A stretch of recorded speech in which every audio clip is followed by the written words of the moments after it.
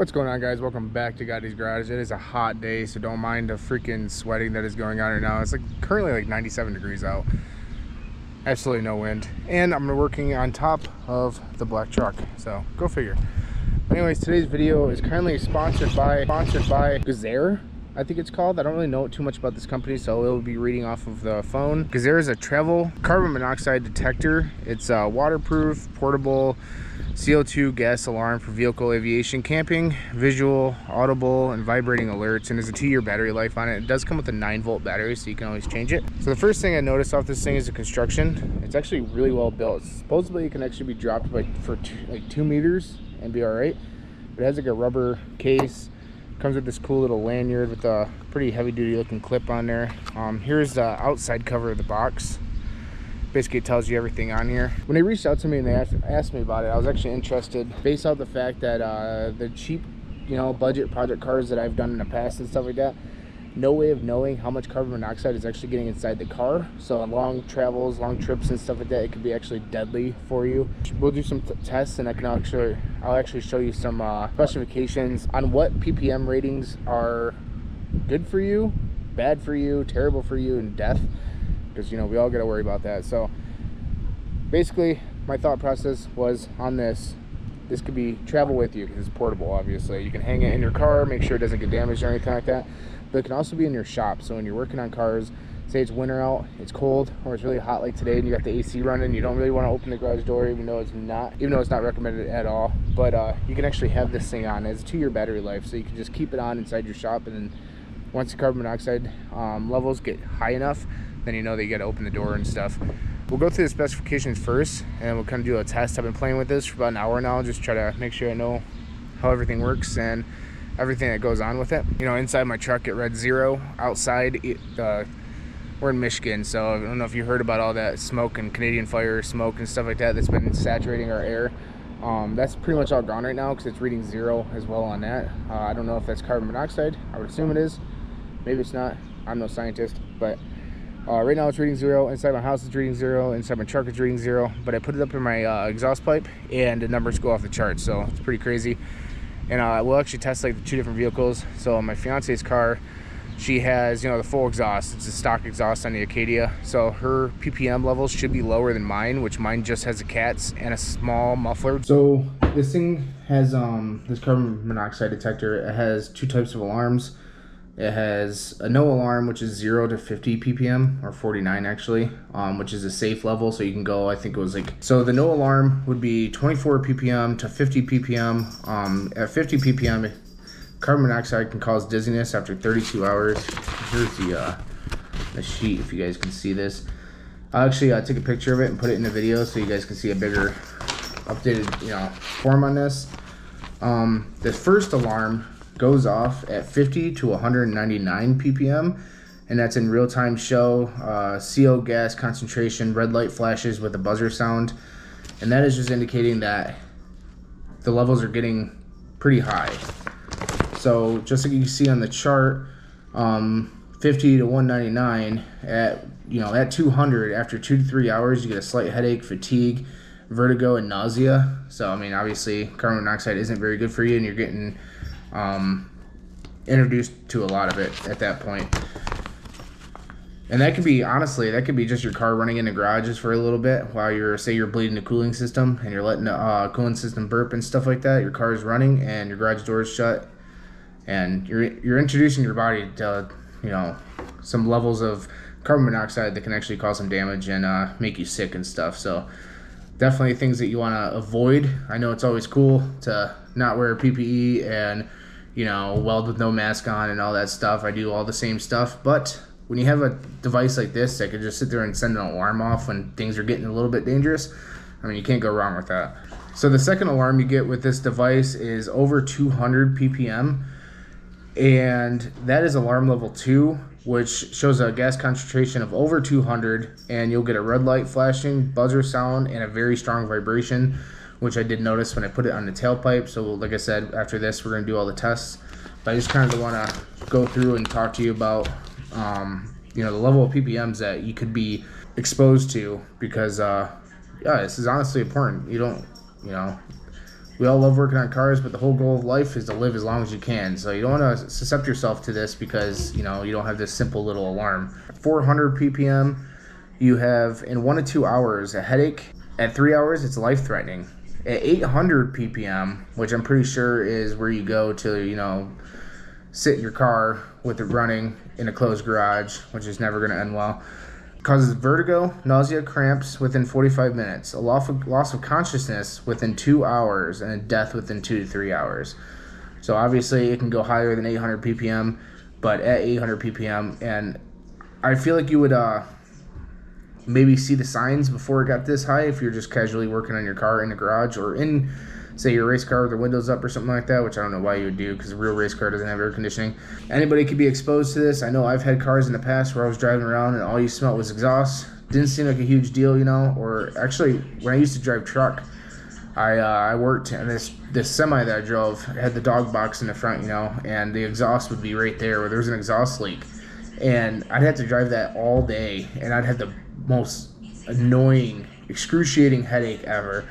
So obviously, you know, that could be around 2 to 400 ppm right there, and I had no idea. But with this little device, you know, you can keep it in your semi, you keep it in your car, you keep it in your garage, in your shop, whatever, and then you'll be fully aware of all the things that you're inhaling. Okay, so as we're walking out to the car, we're gonna go ahead and turn it on. You can hear the alarm. It's actually pretty loud and pretty annoying. We'll set it up right here.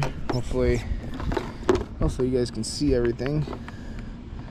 You gotta hold the button to turn on. So I don't know if you heard the vibrating, but it did vibrate. And then it's gonna say like an L of 50, which is, you know, obviously the lowest for the alarm. Then it's gonna switch over to 200, which is the highest for the highest alarm. And then it goes down to a 90-second countdown. So obviously it's just calibrating and stuff like that right now. So we're gonna sit there. I don't know if you can see that.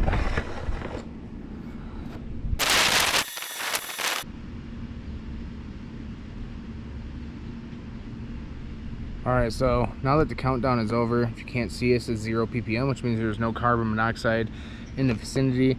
Right here is the hole that the air goes into and it tests. Right there is the alarm, so I kind of cover that when I shut it off because it's very loud.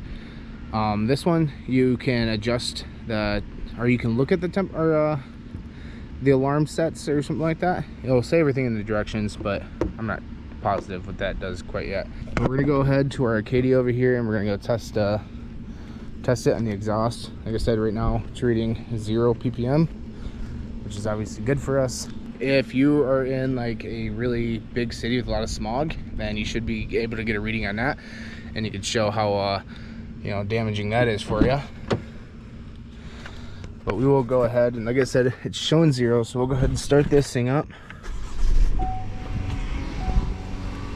And then we'll put this right at the exhaust. Let's see if you guys can't see it. See how it's already rising? There's the alarm. Now it's vibrating.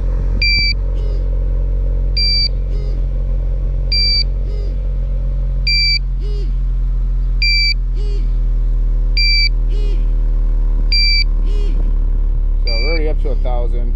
Oh, I guess that's maxed out at 1,000. So obviously that's going to take some time to fill the air up, but because this is a live setting, you can go ahead and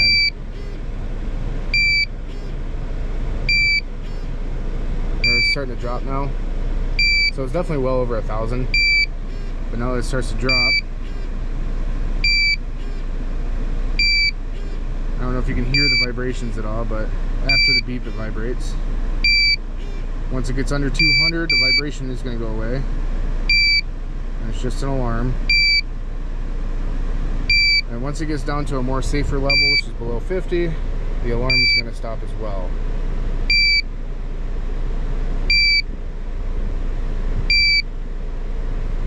There we go, now the alarm stopped. We're going down to 40. Alright, so we're going to shut this thing off. It's probably going to be about the same, but and mind you, this is live data, so I was testing right at the exhaust tip. Now it's going to take some time for it to fill your garage up, obviously, but it kind of gives you an idea.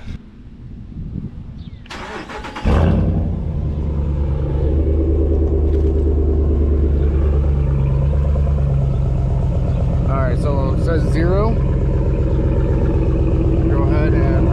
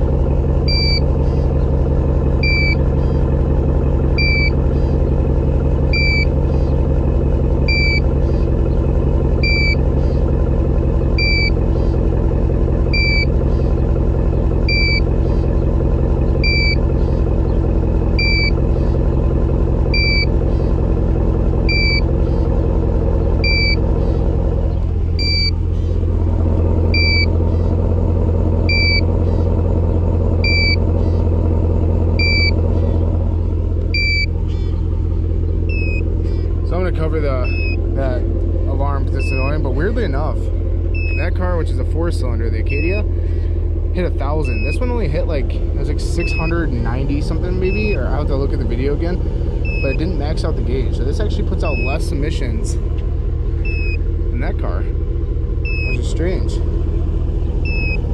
Either way, those emissions are definitely high enough on a scale to actually kill you. So it's definitely something that you don't want to mess with.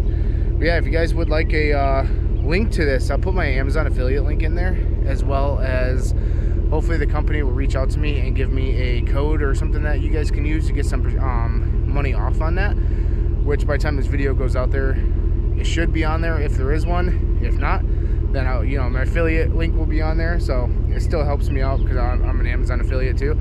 So